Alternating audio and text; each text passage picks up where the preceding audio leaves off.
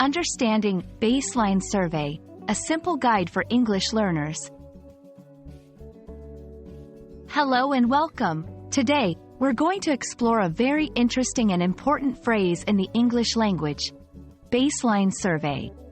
Whether you're learning English for work, study, or just for fun, understanding such terms can be incredibly helpful. Let's dive in. A baseline survey is a type of research method. It's like taking a picture of a situation before any changes happen. Imagine you want to improve a school. Before you start, you need to know how things are at the moment, how many students there are, how well they are doing, and so on. That's what a baseline survey does. It collects information at the beginning of a project.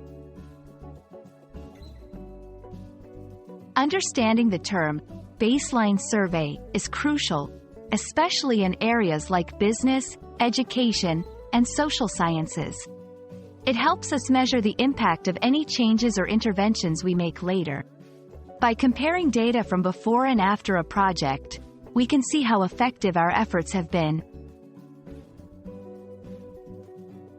Let's make it more relatable. Suppose your city wants to reduce traffic. Before they introduce new rules or build more roads, they do a baseline survey. They check current traffic levels, how many accidents happen, and so on.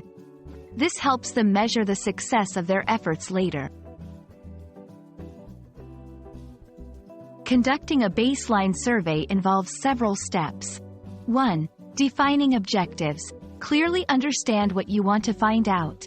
2. Designing the survey. Decide what questions to ask and how to ask them. 3. Collecting data. Gather information from the right sources. 4. Analyzing results. Look at the data to find out what it tells you about the situation before your project starts. And that's a wrap on baseline surveys. I hope this video has shed some light on what baseline surveys are and why they are so important.